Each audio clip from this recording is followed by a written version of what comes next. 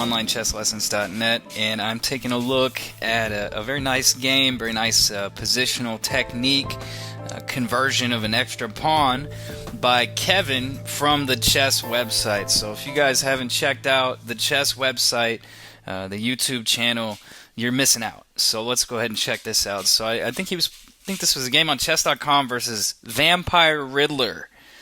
So Kevin, chess website, was playing white here, and so he opens with d4, and black plays knight f6, e6, very flexible move order. He could go with the Nimzo with bishop b4.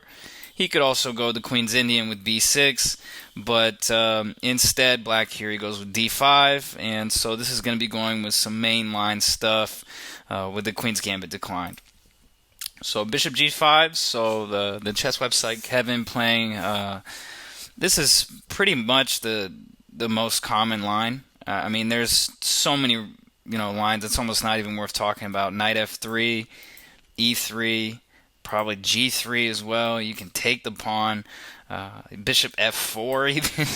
Okay, so bishop g5. This makes a lot of sense. White wants to get the bishop outside of the pawn chain and before he's going to play e3 here. And so bishop e7, knight f3, very flexible development. Standard stuff, knight d7. This line is very flexible for black. He can transpose to a Slav defense with c6. I think he can go with the Tarrasch defense with c5 later. And he can also try to move things towards a Queen's Indian, maybe with something like b6 in the future. So knight d7, this line, if you guys want to check it out, some super GMs that play this. I know Levon Aronian plays it. I want to say Vasily Ivanchuk has played this a few times. So it definitely holds up at the highest level. So e3 by white. And bishop d3 here. I believe, I could be wrong, but I'm pretty sure that I usually see GMs play queen to c2 here instead of bishop d3. And so the reason is, it's a couple of reasons, but I think the main reason is that if black wants to take this pawn, which a lot of times he does, then you can recapture immediately with the bishop. You don't have to make a pit stop at d3 and then capture. So I think queen c2 here, this is the move you see a lot of grandmasters play, sometimes even rook to c1. Because the c-file, it almost always opens up, and so white is going to be well placed for that. Queen on c2, the advantage over playing immediately rook c1 is it's stopping black from playing knight e4. This is a common simplifying maneuver, knight to e4, and black is pretty much just trying to trade a few pieces and make his position easier to play. So, just some background on the opening theory there. Bishop d3 is just fine. There's nothing wrong with this move. Most of the lines are going to transpose anyway. Maybe this just makes black's task a little easier by being able to take on c4 immediately. So now a6. So I don't think it's too hard to figure this move out. a6, he's trying to prep b5 here. And so I think a good idea for white, in the game, Kevin castled. Again, absolutely nothing wrong with this move, but I think I would have preferred rook c1 or queen to c2, either one. And just both of those moves going forward. Probably rook c1 maybe. And I was thinking like after b5, you could go bishop back to d3. Let's say bishop b7, maybe bishop all the way back to b1, with the idea of following this up with queen to c2. Just some ideas.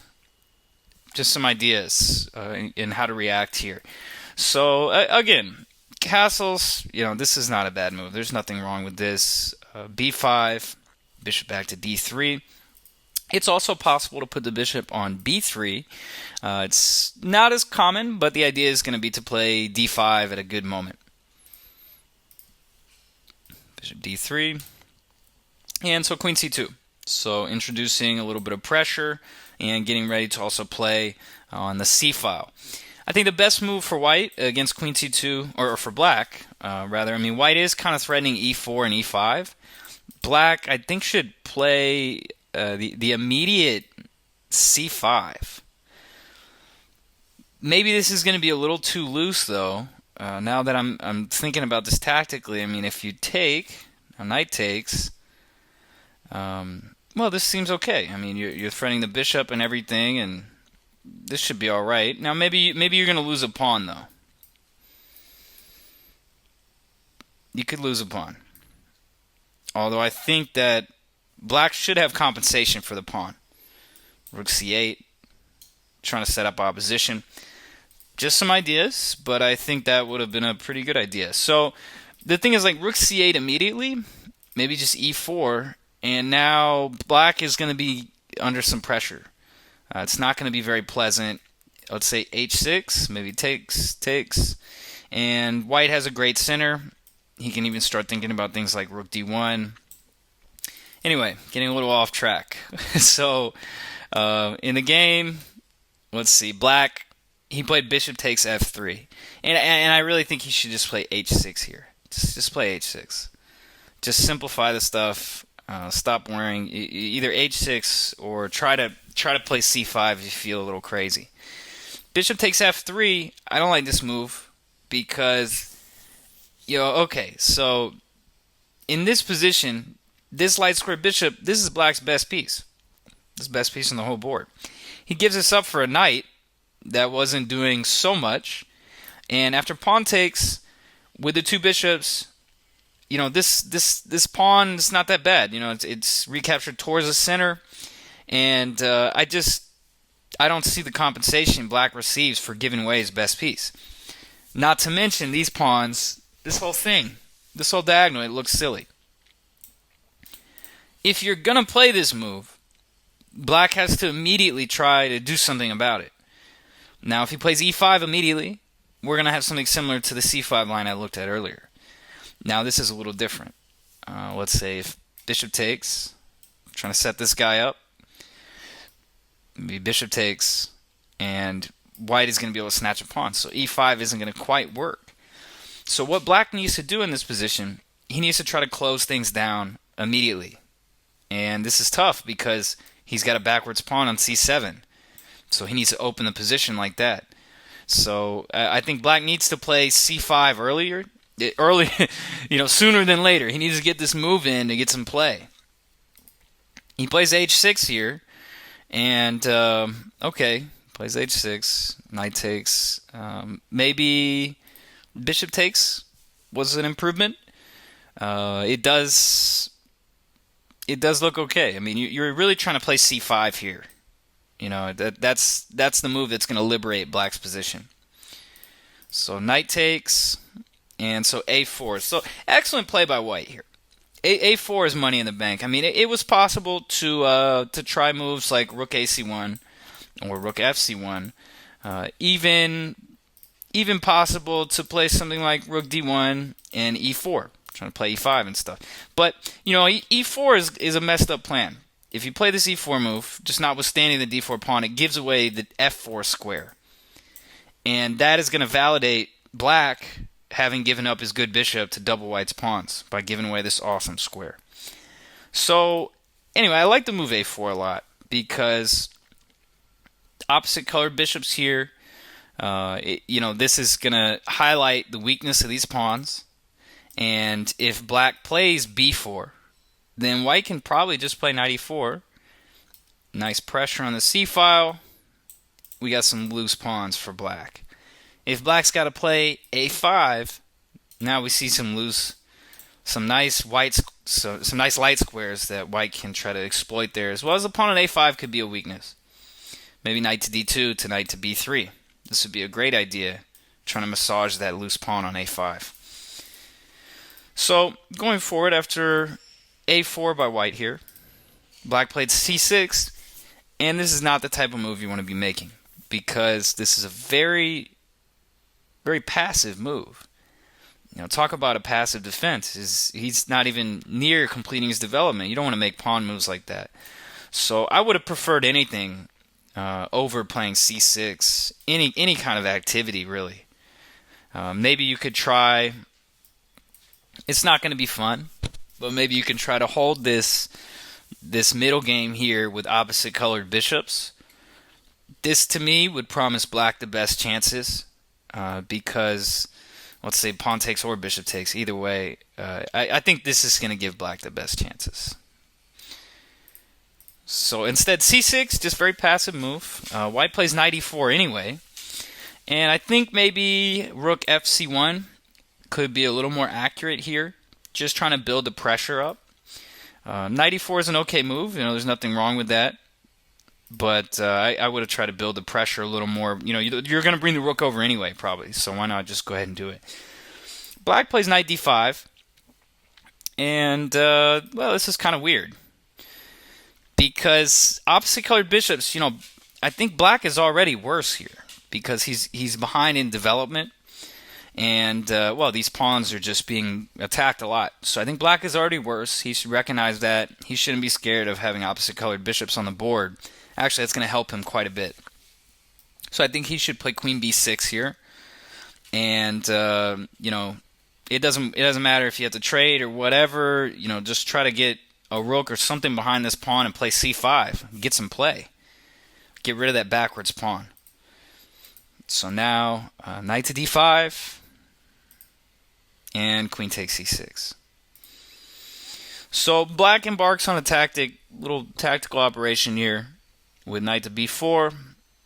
And he's trying to get some play, but I don't think he had to go so crazy and sacrifice the pawn. Just giving away a pawn like that, this could result in some problems. So knight b4, rook c8, and pawn takes a4. Okay, so what just happened? Black took a little initiative there, but it's not really doing that much. And in fact, this really kind of helped white. I mean, white just snatched the pawn and bounced. And now rook takes a4. Black has still got, it's like black's position got worse after he sacked the pawn. It's not supposed to work the other way around. You're supposed to sack a pawn and get compensation. And so now after rook takes a4, now black has got to worry about an incredibly weak pawn in the a file. And so he goes a5. And so now f4. And this f4, I got a little bone to pick with Kevin on f4. I don't like this move. Not one bit. Because here's what's going on in this position, all right? White has an extra pawn and an extra pawn in the center, but his king is a little messed up. All right? So that's black's compensation long term, is that even though white has the extra pawn, white's king position is messed up. This is not it's not ideal. And so what white needs to be concerned about in this position is his king. Long term. There's no threats now, but there will be in the future. There should be if black realizes this. So playing f4, why I don't like this move is because you're weakening the king position. And there is just no reason to do that at all. I mean, maybe, okay, so we don't want to play bishop e2. That's going to be ridiculous to allow rook c2. But we don't really want to play bishop b1, for example, because it's a little tricky to swing the rook over here. There's some tactics to worry about. But what about just keeping it simple? One move I looked at first was rook fa1, because I wanted to force rook a8 and then play rook c1. This looked really cool. Unfortunately, there was a flaw with that.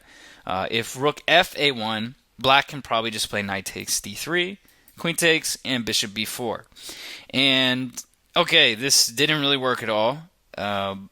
This pressure on a5, that loose pawn, this is not really going anywhere. It's a big waste of time, and it's going to let black get back in the game, quite frankly, with moves like whatever white does. Let's say queen to c7 and infiltrating on c2. So, what else can white do after a5? I think just to keep it simple. Just play rook to a1, play rook fc1, and if black doesn't ever take your bishop on d3, just bring it back to f1. Just bring the bishop back and put it right next to your king. This looks like a good plan to me. You're not creating any weaknesses in your position. You can never take a pawn move back, and once you play f4, okay, now black is going to have chances of perpetual checks around all these weak squares around white's king. So black, he took the bishop here, and I guess why not? I mean, he really wants to put his bishop on b4, so he takes the bishop. I don't think it was so necessary to take the bishop right away. Maybe he could have played queen b6 first, because the bishop's not going anywhere, right? I mean, it's not going to go to e2. The rook comes to c2. And if it goes to b1, now there's not such great coordination here. And maybe black can try, who knows, rook c7, rook c8, and black can get some pressure maybe. That's the name of the game. So or maybe rook b8 and try to hit the b2 pawn. This is a great way to get compensation. Anyway, at exchanging the bishops, I mean, why I don't like to exchange the bishops is a matter of principle here, is that black's going to have better chances to draw the game with opposite colored bishops on the board. So, for example, if he could manage to trade the knights, then we got opposite colored bishops. Black's going to have much better drawing chances. So, eliminating that imbalance of the opposite colored bishops, black is not doing himself any favors. So bishop b4, yes, this rook is silly. The bishop is well placed, but white is still up a pawn in the center. So rook to a1, nice move by Kevin.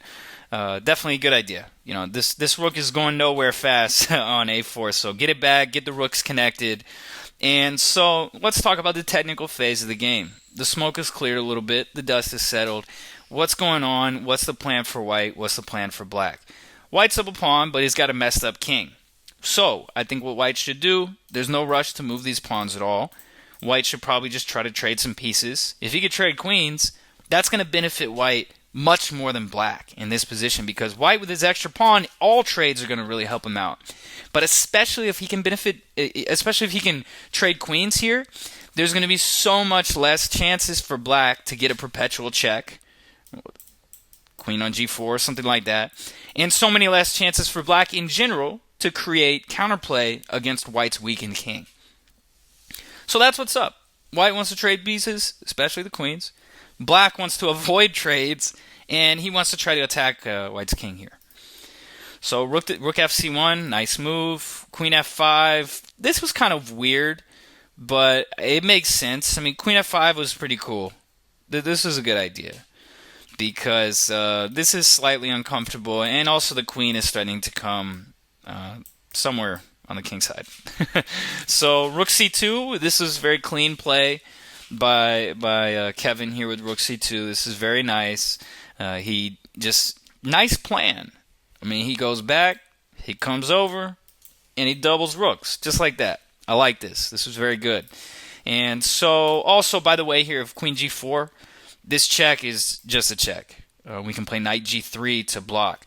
So I think what black did here with rook f d8, just why? What does this move do? I don't understand. I'm not understanding this move. Why not play something like h5 here? And now if rook c1, queen g4 check. And I believe black is managing to sneak away here with a perpetual. If he's not going to get a perpetual, he's going to be messing with white. He's going to stop white, you know, at least for a little bit, from what white wants to do. He's going to complicate things, which is what you want to do. Guy's down a pawn here. You know, knight g3 is no longer possible. h4. What else is he going to do? King here. This is a draw. That's not going to work. Maybe king to f1. This is the only try. And now queen check. And, well, okay. At the least, if black wants to play queen g4, he can go, you know, try to get a draw again or whatever. Or he can take the pawn back. You know, maybe he's got to take here first. Just what I'm trying to say is black, you can't play moves. You know, he's down a pawn. You cannot play moves like rook f d8. And that's not the best defense. You know, black here, he's down a pawn. Okay. Very difficult to create counterplay against white's center. In fact, it's almost impossible. Playing moves like f6 and e5 are probably going to hurt black more than white. But playing a move like trying to march this pawn down, that's what's up. White's only weakness really here. I mean, the b2 pawn is like kind of weak, you know, whatever. But his real weakness is his king position. So playing h5, playing h4, stuff like that, that's what black needed to do. Rook f d8, this is a move without a plan. So rook c1, nice plan. Rook b8, good idea. Rook b8. This is black should definitely try to focus on establishing some pressure against b2. So now f3. Okay, this f3 move, I got mixed reviews about it. Again, white is going to be weakening his king position, so I don't like that. The f3 pawn could be definitely a weakness in the future as well. I'm not crazy about f3. To be honest, I didn't really like the move. It's not that easy to recommend so much other stuff here. But I feel like f3, I mean, okay. I mean, if you got to do it, you got to do it. Maybe rook to c7 though. Maybe this was a better shot. I mean, just put the rooks on the 7th rank. I think that would have been a little bit better. But and if like check, we could play knight g3, h5, queen e2, forces the trade of queens. Okay, so it's just food for thought here. I don't like playing moves like f3 because, again, you can't take pawn moves back. And now we can see white's king. It doesn't really have too many good places to hide. Black plays a4, and this is inexplicable. I mean, there's no reason to play a4 here. It doesn't make any sense. This is so nice. We got such a good thing going on with the pawn and the bishop here. I mean, why you want to mess up a good thing? I mean, a4, this is just giving white a target to attack. So what could be better for black? This is getting tougher to recommend good moves, but I think g5. This seems like a nice idea to break things open. You could even prepare g5 with king to h8. Just keep it casual, and g5 coming. And the name of the game is counterplay, and a4 is giving counterplay to white. So, okay, moving forward, white jumps on this with queen to a6. This was an interesting idea. I think white's main options were either rook to a1 or queen a6. So, okay, that's cool. Queen a6, there's nothing wrong with this. This is a good idea. Activates the queen, and the queen is really annoying back there. Eventually lands on c6. And, well, okay, we can definitely say the queen is better placed on c6 than d3. The benefit of playing f3 earlier is there's no longer so many like perpetual check ideas there for black. Also, the rook can swing over. So black goes queen a5. Maybe what he needed to do here is just play a3. Just play a3. There's nothing wrong with this. I mean, ideally black, if we go back a few moves, like before he played a4, ideally black would like to probably play like rook here and try to just triple up or just, make a focal point out of b2. That would be a good source of counterplay. After a4, the pawn's on a light square. Now he should probably be trying in this position to play a3 and liquidate that weakness. Because with the pawn on a light square, that's a big weakness. And once white plays rook a1, it's going to be a lot tougher to play a3 and trade that weak pawn off. Queen a5, okay, this is fine. There's nothing wrong with this.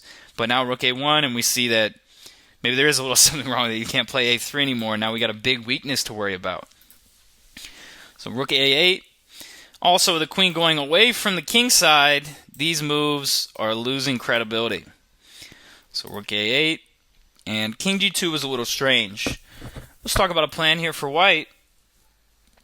We could try to put the king on d3. It's kind of weird. It's a safer square. Maybe put the king on e2. March it towards the middle. White ideally would like to play knight c5 or knight c3.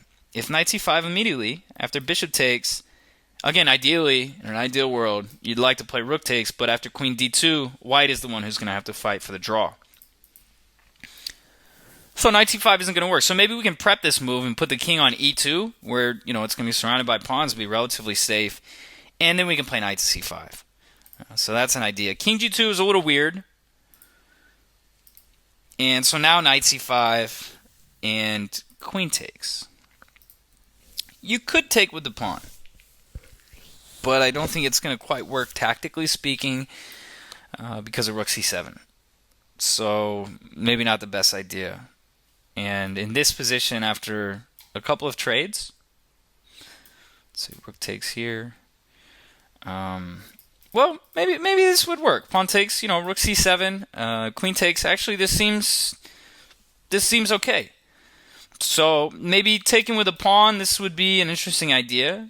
I don't know if it's really the best. It's very double-edged. Now this pawn could be kind of weak, but it's certainly something to consider. So what Kevin played in the game, he played queen takes.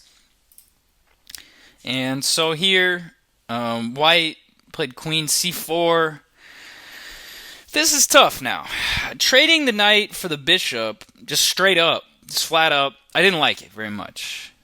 I didn't really like that move because now, that imbalance was actually, I think, was better for white. I think his knight was better than black's bishop. Black's bishop doesn't have many good squares, doesn't have many good diagonals. White's pawns are doing a great job of blocking them. So I think white's knight is actually a better piece than black's bishop.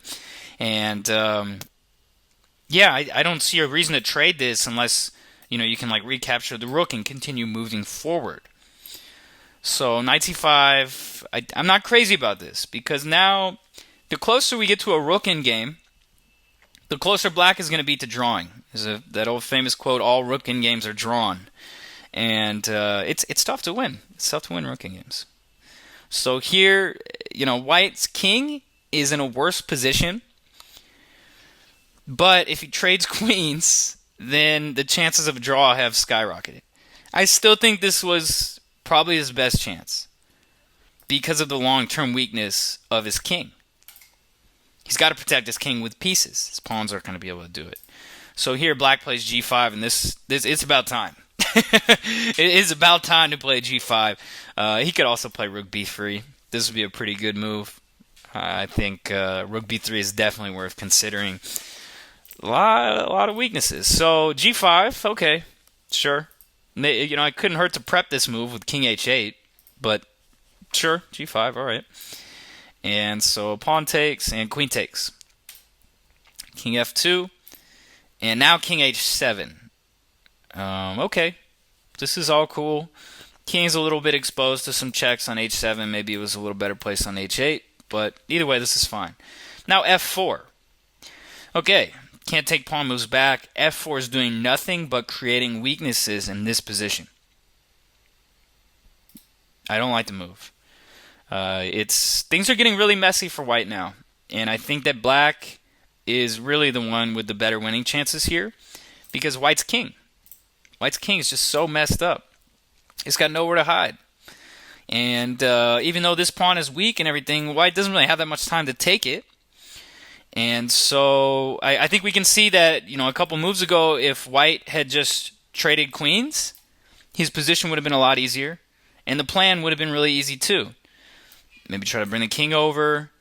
He's got a more active king. Maybe we can try to, push these pawns a little later, stuff like that. I don't know. I mean, I think it would have made his life a lot easier. When you're faced with a queen trade, a lot of times what you want to do is ask yourself, who does this benefit more? Whose king position is stronger, right? And whose is weaker? And White's king position is definitely weaker long term. So okay, we're going to see that a little more here. So in this position, white, maybe he needs to stop. F4 is just not a good idea. It's just opening up more lines for black to attack. Maybe what white needs to do here, he needs to bounce. He needs to play like rook g1, and then he needs to get his king to d3. Looks like a pretty safe square. He needs to get his king out of there. After f4, now black played queen h5. This was a really weird move. I don't know why he didn't just play queen h4. I really don't know why. I guess he wants to stop d5, but black is actually the one with the initiative here. He should be trying to play checks and forcing moves. And so now king e1. So we can see that king. Queen g6. This was a weird move. I don't know why. Just rook to g8. Just rook g8. And this is tough, man. This is not easy for white. All of his pieces are away from his king. He doesn't have any pawns over there to help out. Rook g8 immediately. This is hands down the best move. And this is a very tough... I think it's... I think black is doing great. This is going to be really tough for white to draw this. Just because his king, it's just so easy to drop your king there. So queen g6, okay, I mean, this is okay, because he is threatening queen to g1. And, well, what else can we say? I mean, if rook f2, maybe this check. And maybe white just has to just, say, please, trade queens now. So instead, rook takes a4. Now rook to b7. This was a good move. This was a very good idea to put some pressure here. We could have also considered rook takes, and queen to d3. This is a little dicey. This is not very comfortable Let's say like king here. We're looking at rook b3. This is sketchy stuff. Maybe you can hold, but it's not going to hold comfortably. So just some ideas. Rook b7 was cool, though. This was a good idea to put pressure here. And so now b4 by white, and black actually had a tactic to instantly draw the game, I think. He could play rook to g8, and actually that would be playing for a win. And he played something similar in the game with check. But actually in this position, just simply rook takes b4. We got a classic overloaded queen. The queen's got this guy, he's got this guy. Black just needs to tip it over. Rook takes b4. And, after that pawn drops, let's say something like this. And even here, I mean, if white doesn't, it's going to be better for white if he, like, moves the queen somewhere else, or, like, queen to e2. If he takes here, we can see that black is actually the one who maybe has some winning chances here. I mean, this is going to be a draw easily. Black is going to be able to force a perpetual check. There's nowhere for white's king to hide. So either way, I mean, best case scenario for white is he going to play something like, I don't know, queen to e2, and it's still very uncomfortable. The whole thing, the whole situation here. After check, queen f1 would lose on the spot. And if king here, I mean, I don't know, maybe just rook b1. And I think enough said. I think rook takes b4. Black gets one of his pawns back. I mean, now he's down 2 pawns, but he can get that back. H2 pawn is very weak, so we can probably pick that up a little later. Instead, in the game, he played check, and so now he's hitting both these guys. So if queen f1 he's going to take here, that's going to be really good for black. So now white goes king d2, and black picks up a pawn. And white's king is still pretty sketchy here. So queen g1, kicks the queen back, throws some checks, and h5. Okay, h5, this is a good idea, but I think just simply rook here, and it's pretty tough to see how black is not going to have some kind of mating threats here. The rook on the open g file, I mean, this is what's up. You got to hit an open file. You got to get the rooks in the game. The queen can't do it all by itself. So in this position, h5 was okay, though. It's not a bad move, but I would have preferred to play with the pieces. This pawn is going to take about 18,000 moves to finally queen. So rook c2, this is tough, man. This is not an easy position to play. He doesn't want to play queen e2 because he doesn't want to give the pawn back. In this position, it's probably a draw. Black maybe has a little edge with the pass pawn. It's probably a draw. So now, rook to e2, queen check, and finally black plays the move, rook to g8, and I think black should probably be able to win here. I think he's actually got some winning chance. I mean, very good winning chances. It's threatening rook to g3 and rook to g2. So now rook to g2 and queen f2. Okay, this is some serious pressure. I mean, this is no joke, man. I mean, the king is stuck here, and it's got nowhere to hide. Tries queen c2. In the game, black made the biggest mistake. This was just terrible. He took the queen. Black could have played just anything else. I mean, queen f3. Just queen f3. Why not? Just queen f3. That's all he's got to do. I mean, let's think about this position logically, okay? Black is still down a pawn. He's still down a pawn. White's king, black has an awesome attack here with his rook and his queen. Let's compare black's rook and queen there against white's rook and queen here. Black's pieces are definitely better. So why would you trade the pieces? You got to play queen f3. You've got to maintain this tension. And what does white do? What's he going to do? Queen d1? Just queen d5. How many threats can we make at one time? And guarding this pawn. So just queen f3 here, and I think it's going to be extremely difficult for white to not get mated after f5 and queen e4 or something. I just don't think it's going to happen. Black should... I don't know. It's going to be really tough not to lose here for white. So, big mistake in the game. Fundamental mistake. Black is attacking. Why would you trade pieces when you're down a pawn? So, I think he overestimated the h-pawn and this coming down. But, I mean, it's like, you know, the h-pawn by itself, it's going to be pretty tough. So, we'll see. Black still has some good drawing chances here. He plays king g6. First rule in the endgame, get the king active. Now, in the game, he played h4, and this allowed white to play king e4, activating the king and shouldering black's king. Very, very nice technique there, the shouldering technique. So instead of h4, there was no rush. Black would actually have some decent chances here with king f5. This was the best idea. King f5, threatening king g4, king f3. We'd do a little zigzag march down there. King f5 was hands down the best move.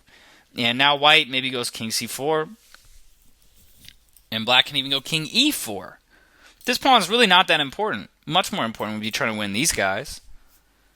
And, okay, I mean, I think if king f5, we can see black should be able to hold the balance. I think he can hold the draw. So instead, he played h4, allowing king e4. Great move by Kevin. Now h3. Black goes on the march. And now black tried to get too fresh for his own good. He should probably just take this pawn and allow rook h8. Maybe he can play, I don't know, he can do whatever he wants. I mean, black should be able to draw this game here. After rook here, let's see, takes, maybe play check. Ideally, black would get his king over here. And even though he's down a pawn, it's really tough to win this game for white. I believe white should, I think black should draw that. Instead, black played f5 check. I like the attitude. Okay, this is good spirit fingers and stuff, but with rook h7, so he's going all out. But what about this b4 pawn? What about the pawn? So now white played a nice move. He just comes back. Okay, you're not going to have time for... The rook h8 is cut, so we'll just bring the rook back and swing it over to h1. Or king g2, whatever. You know, same thing, covering the squares. And so now white is going to be up 2 pawns. Black could try to correct his mistake with rook b7, but then rook b1. Not enough time. So he tries rook h5. I don't know what that... I don't know. Rook h5 is too crazy for me. And so b5, rook h8, wasting time. Rook h5 is a big waste of time. We got to get this king over here and help this guy out. Maybe try to get the king to d6 or d5, you know. So... Okay, so now white just marches the pawn. Good stuff. March that pawn down. Black is forced to shed the h2 pawn. And now this was really nice by Kevin. He throws in the check. Very important to throw the check in. He should be able to win if these pawns, like, if the rooks trade there.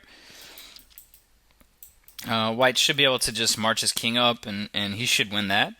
But why not get the very most out of it? And there's no way white is going to lose this game after rook e5. And so with 2 extra pawns, soon to be 3, white, we'll go through these pretty quick. White went on to win the game. Yeah, I mean, this is pretty basic stuff. Just make sure that you're not going to zugzwang or not going to stalemate your opponent, and you should be fine. So just marching the pawns down. I do like how white took his time, though. You know, he made it. You want to make your stuff foolproof in the end game, you know. And now this is going to be it. So black resigned after white queened. So what happened in this game? You know, we saw a couple mutual errors. I mean, it's pretty tough. It's pretty tough to play a perfect game unless your last name is Carlson. And so, you know, overall a very nice game, very nice technique. You know, it's really good to see how white, once he won the pawn, he took his time to come up with a plan, consolidate his position, activate his pieces, and only then he was going to try to push his pawns forward. The negatives. Black didn't really come up with a good plan of counterplay. He sacrificed... Well, first he sacrificed a pawn unnecessarily. Then he didn't really have any counterplay for it. And then he was unable to come up with a good plan to attack white's king. So it could have been a little more accurate. And also the downsides for white, moving all his pawns by his king. I think he played f4, then he played f3, and then later he played f4 again. And this is not the right idea because it's just really permanently weakening the king position, which unfortunately for black he did not exploit. So either way, I think this was an excellent example of how how strong Kevin at the chess website, his YouTube channel is, and I definitely recommend everyone to go check him out. So this is Will Stewart from OnlineChessLessons.net, and thanks for tuning in.